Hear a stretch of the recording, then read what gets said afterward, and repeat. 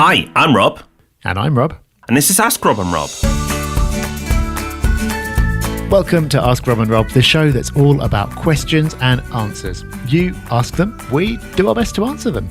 Today we've got two great questions in from listeners just like you. And if you would like to send in one of your own, here is how you go about doing it. Yeah, you have two options. The first is to phone in and leave us a message. And that number is 013 808 0035.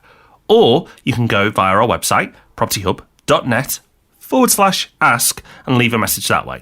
No pressure. Mess it up. Go again. We don't mind.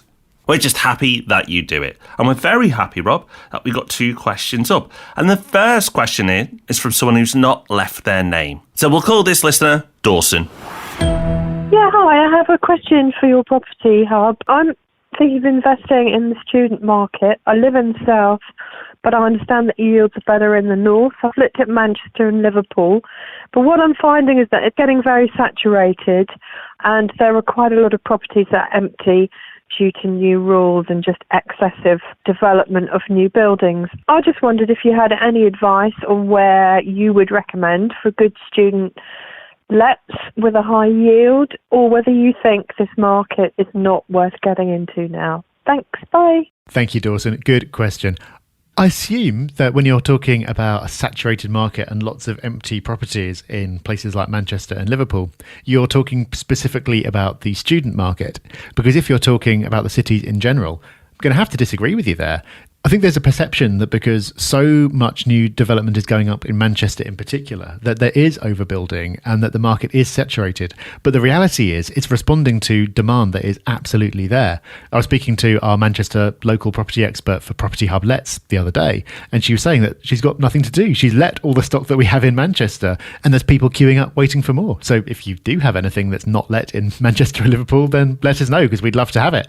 The student market, though, might be a different story, particularly because you're talking about high yield. So I imagine you're talking about HMOs, student lets, house shares, that kind of thing. And that's definitely a market that's been struggling in recent years. The reason for that? Well, a couple of things. Firstly, I think we've probably had peak university. I don't know, but my perception is that student numbers are falling, or if not, will start to fall, especially outside of the universities that have got really strong international brands. The biggest reason, though, is the influx of competition from purpose-built student accommodation. This wasn't really that much of a thing until the last 5-10 years, and now there's just more and more coming on. It tends to be in great locations, have great facilities, and be really easy. It gives that luxury experience that students now want because they're paying a lot of money. That wasn't the case before. It is now. And that means that your typical house shares are struggling. I know the Liverpool market a little bit, and I know that there are areas there that were big student areas where now a lot of them are sitting empty, and landlords are having to either cut rents or dramatically raise their standards. So you're asking about whether it's a market worth getting into? I'd say do so with caution. Do your research into what occupancy levels are like. It's easy to get high yield on paper, but if half your rooms are empty, then it's just a fantasy. Look at what is planned for the future. Are there lots of purpose-built units in the pipeline? If so, that could affect you in the future. And of course, you're in the south, you're talking about investing in the north. Make sure that you've got a way of dealing with the higher workload that comes with having an HMO-style property. None of this is saying don't do it. People have done it very successfully in the past. People have done it remotely. People are still doing it successfully now, and they will continue to in the future. But it is a market that's getting tougher, so definitely do your research and proceed with caution. Well, fantastic. Dawson, you are no longer up the creek. And next up, we don't have to make up any names because Thomas has left his name. And he's also left us a question. So let's listen to that. Hi, Rob and Rob. It's Thomas here from the Midlands.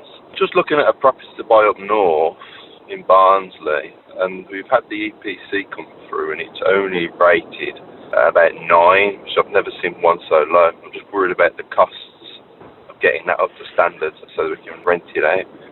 Would you know what's the best way to go about this, or there's a way to increase funding or get some grants or something? Thomas, are you buying a tent?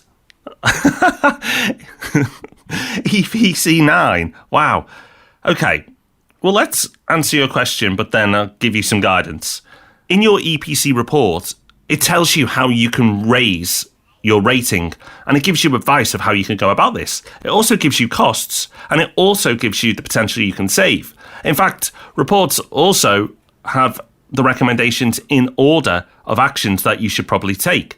So your certificate will give you all the answers you need here. So that's the EPC answer. But what worries me here is how your property has such a low rating. It will tell you again in that report, and it will take you through the property, its roof, the floors, windows, etc., telling you about how efficient each area is. But I imagine those ratings are all very low, which means that your property may potentially not be in the best condition. Remember, for those who aren't up on their EPC certificates, your range is from 0 to 100. So 9 is a truly awful score. I would actually, Thomas, reconsider purchasing this property, because it seems like you've got a lot of work to do to bring it up to scratch. And actually, that might be just a warning sign to you that this property has a lot wrong with it. Now, you may disagree and you may think this property's too good to miss and you want to go ahead. Well, fine, the EPC will guide you on how to improve things. But for me, somebody who likes to be hands-off, this sounds like a potential nightmare. And the fact that you don't live locally to this property means that I strongly recommend you keep looking, because we're not short of properties. Even in Barnsley, there's lots of them there. So if that is your chosen area, then keep looking and see if you can find yourself a better property and a better deal. So words of caution for both of our questioners today. And it's always nice to be able to wave things through and say, yeah, it'll be great, go for it. But there's more to learn from the trickier cases. So thank you, Dawson and Thomas, for sharing your experiences so everyone can benefit. There's plenty more where those came from, so we'll be doing it all again next Tuesday. And before then, we'll see you on Thursday for the Property Podcast. So until then, bye-bye. Bye-bye.